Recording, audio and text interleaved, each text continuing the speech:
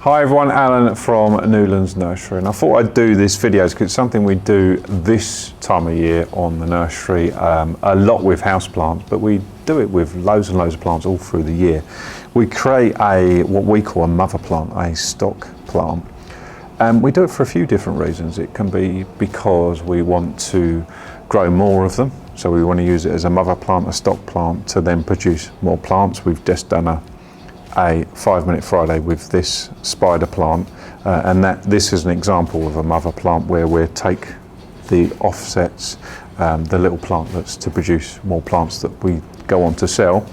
But we also do it to see how plants will grow, because although we've got lots and lots of plants here, we're getting new plants all the time, and in our own homes we haven't necessarily got space to grow all of the house plants that we have. So we like to see, even though you can read about it, you can go to nurseries, we go to all sorts of places to look at these plants. It's often nice just to do it yourself. So we're going to pop these 3 trailing houseplants up into hanging baskets, and I think while we're doing it, I'll probably end up giving a few tips as well, what we're looking for in the compost and stuff like that. So I've just got a second-hand one we've used before as a mother plant. It's just a standard plastic hanging basket. You can get them absolutely everywhere, and make sure you reuse them because they're absolutely fine to reuse. I'm going to put a bit of compost in here. So compost wise, people get sort of caught up and worried about the compost when it comes to houseplants. Drainage is absolutely key, and there are some fussy houseplants out there, there's no doubt about that, but also there's loads that will cope with a nice open compost that isn't too hard to get. So if you get you can get a houseplant mix, obviously, an orchid mix and something like that, or sometimes the two mixed together. But what we're looking for is a compost that is open. So in our particular case, we've got a nice lot of bark in here. So that will help the water drain through. And think about where these plants naturally grow. They grow in places where they get massive downpours, but the water and the substrate that they're growing in, the water will just go straight through. So they get sort of a good soak in, but it doesn't hold water as such. And overwatering, as I've said so many times, will kill many, many plants, particularly house plants. So let's take this golden pothos for a second, this Skimdapsis. So what we're going to do is just pot it into here. So what I do is lift the pot off like that, you give it a nice squeeze, and then it just lifts off, and I'm going to place it in here, just like that.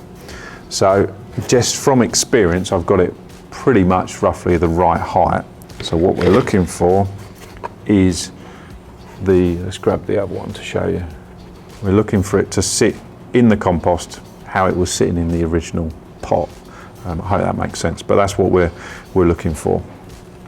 So that's what we've done here, and then all I do is just fill around the outside. Now it is so tempting. I've seen so many people over the years, as you can imagine, we've had lots of new members of staff, family and friends have asked for advice and stuff like that. And one of the things lots of people do is they do this bit perfectly fine. And I'm just lifting the leaves just to work my way around and fill up the compost. They do that absolutely fine. Then they get a bit carried away.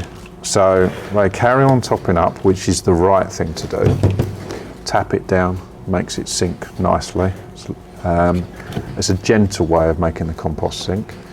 But they do that fine. And then what pretty much everyone seems to do is then crush the compost in, and they really, really do compact the compost.